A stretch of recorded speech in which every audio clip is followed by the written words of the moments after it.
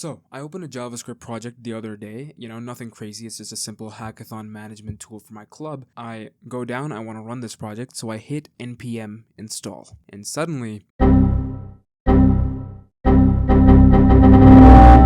my laptop sounds like it's about to achieve liftoff. Fans are spinning, the CPU is probably screaming, I feel the room temperature rise a little bit. And so, I'm scrambling in my head, I'm thinking, why is this doing this? And then I check the dependency folder, node underscore modules. The project had 1,347 packages installed. My code probably used like 5 of those. So naturally, I asked the most important question in modern software engineering. Who the hell wrote the other 1,300? Welcome to JavaScript. And today we're going to talk about why JavaScript has a dependency problem and why a lot of the internet and modern web development is held together by duct tape. Now, before we start, I kind of want to talk a little bit about what dependencies even are. So a dependency is pretty much just reusable code, right? So instead of writing everything yourself, you reuse libraries, and that's pretty much what a dependency is. You're installing a library of existing code. That's pretty normal software engineering. The problem is JavaScript developers took that idea and then ran it through, pushed it all the way to its absolute limit. Okay, they need to format a date, there's probably a dependency for that. Need to make an HTTP request, there's a dependency. You need to pad its string with like zeros. Believe it or not, there's actually a dependency for that too. Now, secondly, we need to talk about the thing that actually made this entire situation possible: npm, the Node Package Manager. It's basically the biggest open source package registry on Earth. It has millions of packages, probably has billions of downloads, and it's pretty much the backbone of the entire JavaScript ecosystem. If you want to build literally anything in modern JavaScript, you will probably run the command npm install.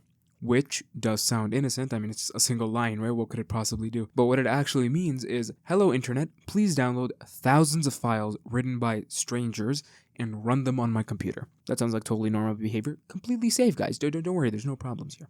Remember that dependency I mentioned earlier, right? About the whole, padding the string with zeros? Yeah, there's something actually happened. This is like one of the most legendary moments in JavaScript history. It's called a left pad incident, or at least I like to call it that. So what did LeftPad do? LeftPad was a package, right, back in 2016. What did it actually do? It added spaces or zeros to the left side of a string. That's it. That was the entire package. I think it was about 11 lines of code, and somehow, I don't know, somehow thousands of other libraries depended on it. Because apparently instead of writing 11 lines ourselves, everybody just hit npm install too. So now, one day, the developer who actually made LeftPad got into a bit of a fight, a bit of a tussle with npm, and in response, he unpublished the package, deleted it, and it was gone. And suddenly, the internet broke. Build systems failed, projects stopped compiling, massive companies couldn't deploy code, all because an 11-line package disappeared. Imagine explaining that to like a higher up that's non-technical, right? Like, yeah, sorry boss, we can't launch the product today because the internet lost a padding function. In fact, it got so bad that npm had to step in and manually restore the package because the entire ecosystem depended on it. It's so stupid. The thing is, like, you don't need the LeftPad incident to happen to you to know what the real chaos is. Just look inside your node modules folder.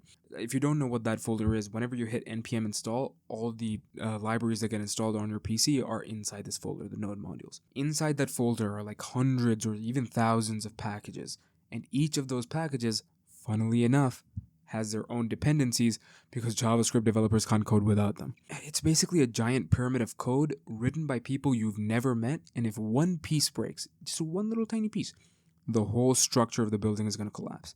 They're going to hit the second dependency tower. And here's where things get a little bit more concerning, because dependency chains aren't just like, oh no, my code broke. They're actual security risks.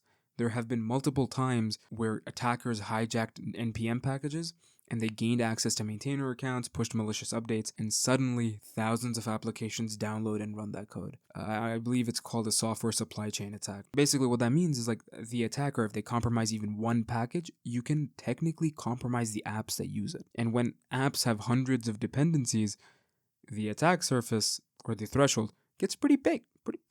That's pretty big. Now, to be fair, developers know npm has problems, which is why new package managers keep appearing. Tools like Yarn, tools like pnpm, each promising faster installs, better dependency handling, less chaos. But the reality is, the ecosystem is so massive now that there is probably no chance in hell that NPM is going anywhere. JavaScript runs the modern web, and the modern web runs on millions of tiny packages that run on millions of tiny packages, and they're all maintained by people you've never met and are volunteering. And of course, they're all connected in ways no single person would fully understand, and therefore it's all held together by duct tape and prayer. But I have to admit, the dependency problem is also why the ecosystem moves so fast. The fact that there's so many people out there that are sharing their code, letting other people reuse their tools and build on each other's work, the fact that developers allow all that means that a random student in their dorm could probably build something used by millions. Even if it occasionally breaks the internet, you know?